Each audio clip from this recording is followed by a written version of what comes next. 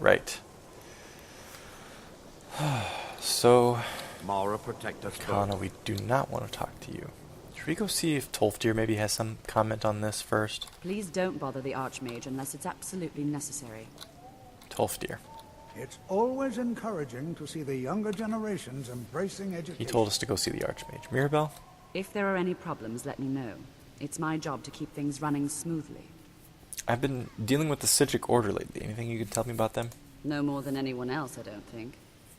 They're a very old order. Predated the Imperial Mages Guild by And there's quite like, a yeah, bit. can we wrap this In up? fact, I'm the doing a Mages bit. Guild was founded in opposition to the idea of the Sigic Order. Only an elite few should Got have an audience. control over magic. No one has seen or heard from them in over 100 years now, though. Okay, whatever. Right, we're going to see the Archmage. Most curious. Mara, protect us both. This seems important. The Augur of Dunland mentioned something about a coming crisis, so this seems critical even.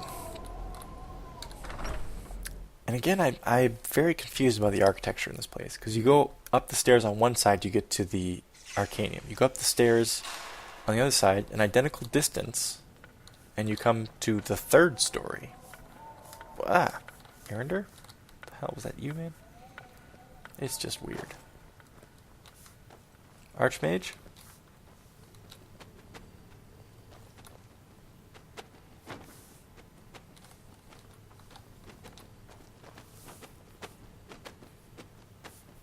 What was that sound?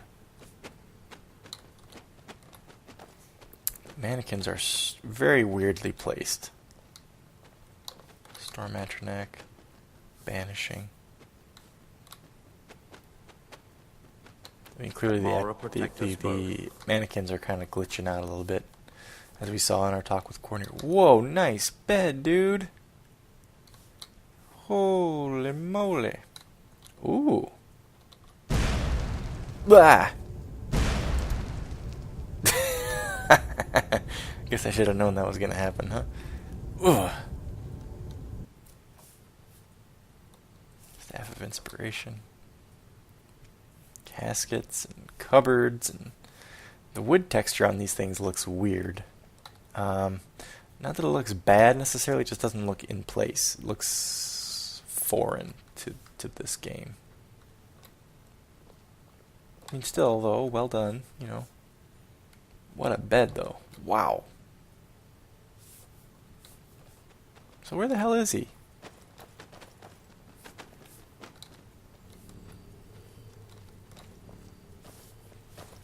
Alright, guess we're turning on the damn compass again. It's got a little potbelly stove. That's nice. Hope you guys can see that. So he's not here. He's downstairs, okay? Must be in the Hall of Elements. Yep, here he is. Okay, Archmage, got some crazy stuff to lay on you. First off, there's two ghosts downstairs. There's a creepy Daedra gauntlet, and there's a freaking Atronek machine downstairs. But we did see the Augur of Dunland. I'm not sure what happened. A monk from the Sigic Order. Yes. Here after all these years. We and talked then about this already. He just leaves. I hope we didn't offend him somehow. I don't think you have to worry about that. What? We already asked this. Beyond asking for you, he never said. What the hell? The Very game forgot that we strange had this indeed. conversation, apparently. Right, okay, anyway. Yes, the Augur. Important information. Really? And what might that be? The Augur mentioned something called the Staff of Magnus, which is apparently a companion piece to this creepazoid ball here. I'm sorry, what? Well, I'd certainly love to have such a powerful staff, but I'm not really sure that any of us need it. Sure about that. He said it was connected to this ball. And how do you know of this? The Augur! Did you really?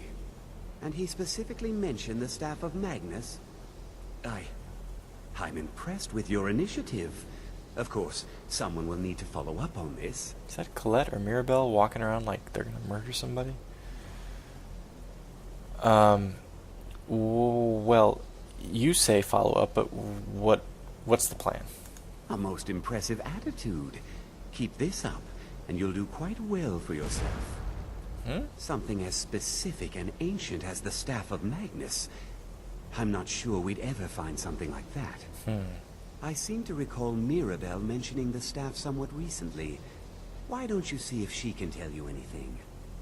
I'm quite pleased with your progress, you know. You've certainly proven yourself to be more than a mere apprentice. Well, that's good. Done. This circlet once proved invaluable to me. I hope it can be of use to you now. Circlet, you say? Yeah, it's kind of nice that he's mentioning that we're more than an apprentice, because we kind of are more than an apprentice. We're a freaking court mage, you know. Mage's circlet. Increase your magic by 60 points. Woo! Nelly. So does that take the place of my hood or of my face cover? My face cover. But that's one hell of a freaking enchantment right there. There it is. See it? Wow. Look at this now. Oh, not that. Where is it? Magic up by 60 points. So what does that bring us up to then? 489. Oof. I mean, that's with like being well fed, being warm, you know, a lot of stuff. But still, almost 500 magic. It's pretty good at level 22. Yeah. Kind of. Oh shit! Pretend like he's not even there. Okay, let's find Mirabelle then. Is that who he said to talk to? I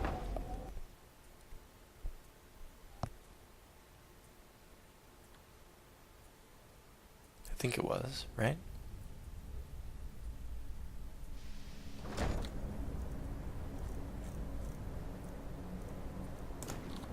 Mara, protect us both.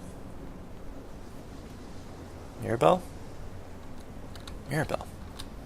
Please don't bother the Archmage unless it's absolutely necessary.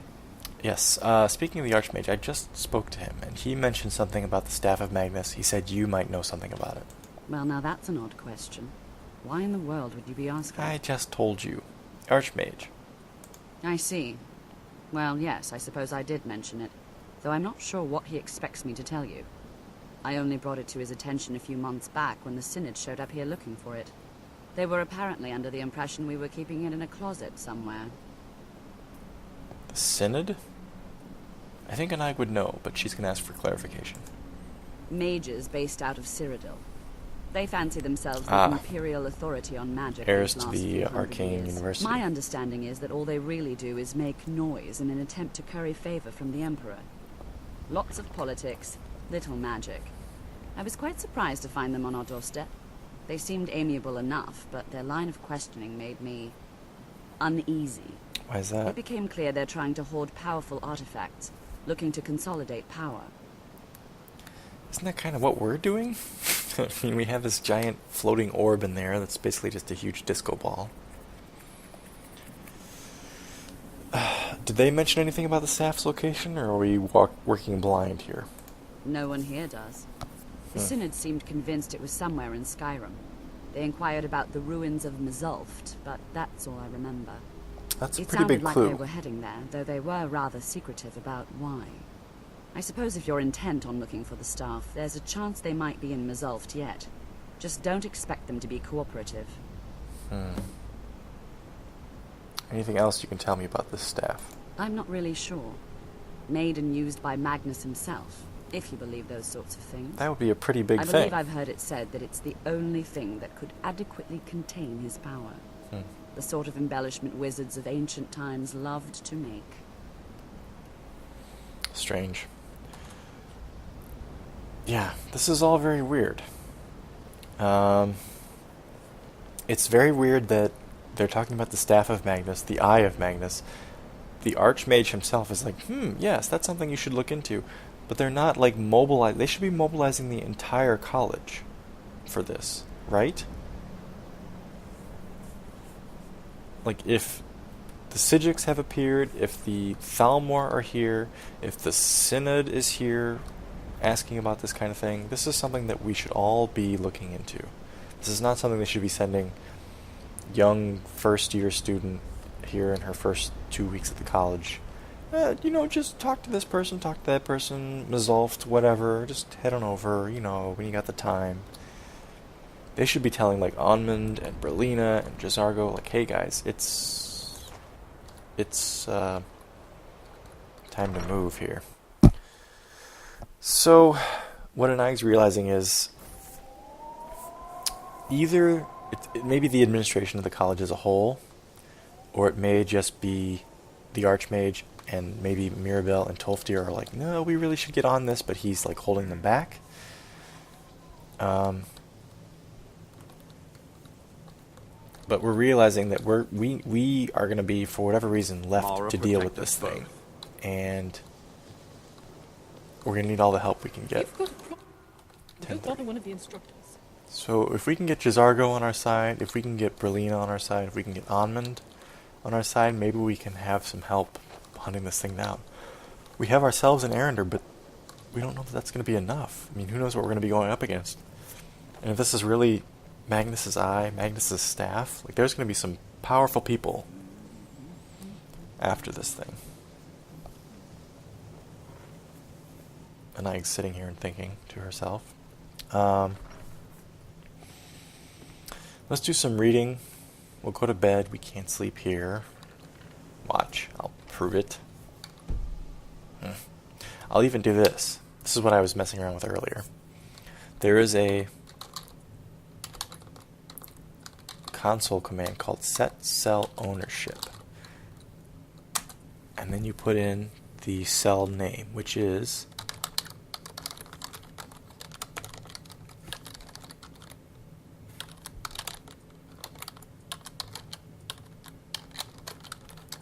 Winterhold College Hall of Attainment, all one word. Enter. Blah. Okay. Nope, still can't do it. Can't wait either. So, yeah, I don't know what it is. That's, of all the even on the UESP wiki, it says, yeah, every now and then this will happen for this cell where you can't rest. You can't sleep. I'm like, oh, okay. And then, but there's no fix. It's like, what the fuck? Okay, well, whatever. Alright, so we're going to, it's bedtime. We're going to sleep here. Somehow. I'll fake it, but we're going to read before we go to bed. We're going to read this book, Ancestors of the Dunmer. Wait, actually.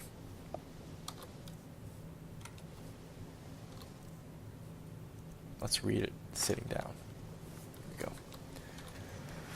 So, again, so tomorrow morning, we'll try to do what we can to get Jazargo, Onmund, and Berlina to follow us when we go to Mzulft, because Mzulft is going to be big, we think. If the Synod's there, we're going to have something big to deal with. And we want to have all the college support that we can get. So we're going to have to do whatever it is that they want for them to follow us. We're going to do them their favors. And then we'll head to Mzulft, try to take care of this thing and get this quest settled, because this is sounding much, much more important than we thought it would be when we came here to hide out and learn a little bit about magic. Right. Ancestors in the Dunmer. Again, end of a video here. Skip ahead to the next video if you don't want to encounter the reading. Should be a short book, though, I'm thinking. Because this is the first, I think this is the first book that we've read that is vanilla. It's not added by a mod, so it'll probably be pretty brief. But let's get to it. Excuse me one moment.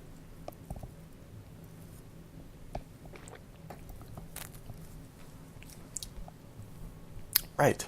Ancestors in the Dunmer. Ghosts walk among them. The departed spirits of the Dunmeri, and perhaps those of all races, persist after death. The knowledge and power of departed ancestors benefits the bloodlines of Dunmeri houses. The bond between the living family members and immortal ancestors is partly blood, partly ritual, partly volitional. A member brought into the house through marriage binds himself through ritual and oath into the clan, and gains communication and benefits from the clan's ancestors. However, his access to the ancestors is less than his offspring, and he retains some access to the ancestors of his own bloodline. The family shrine. Each residence has a family shrine. In poorer homes, it may be no more than a hearth or alcove where family relics are displayed and venerated. In wealthy homes, a room is set aside for the use of the ancestors. This shrine is called the waiting door and represents the door to oblivion. Here, the family members pay their respects to their ancestors through sacrifice and prayer, through oaths sworn upon duties, and through reports on the affairs of the family. In return, the family may receive information, training, and blessings from the family's ancestors. The ancestors are thus the protectors of the home, and especially the precincts of the waiting door. The ghost fence. It is a family's most solemn duty to make sure their ancestors' remains are interred properly in a city of the dead, such as Necrum. Here the spirits draw comfort from one another against the chill of the mortal world. However, as a sign of great honor and sacrifice, an ancestor may grant that part of his remains be retained to serve as part of a ghost fence protecting the clan's shrine and family precincts. Such an arrangement is often part of the family member's will, that a knucklebone shall be saved out of his remains and incorporated with solemn magic and ceremony into a clan ghost fence. In more exceptional cases, an entire skeleton or even a preserved corpse may be bound into a ghost fence. These remains become a beacon and focus for ancestral spirits, and for the spirit of the remains in particular. The more remains used to make a ghost fence, the more powerful the fence is, and the most powerful mortals in life have the most powerful remains. The Great Ghost Fence, created by the tribunal to hold back the blight, incorporates the bones of many heroes of the temple and of the houses Induril and Redone, who dedicated their spirits to the temple and clan as their surrogate families. The Ghost Fence also contains bones taken from the catacombs of Necrum and the many battlefields of Morrowind. The Mortal Chill.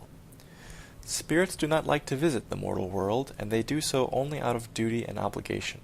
Spirits tell us that the other world is more pleasant, or at least more comfortable for spirits than our real world, which is cold, bitter, and full of pain and loss.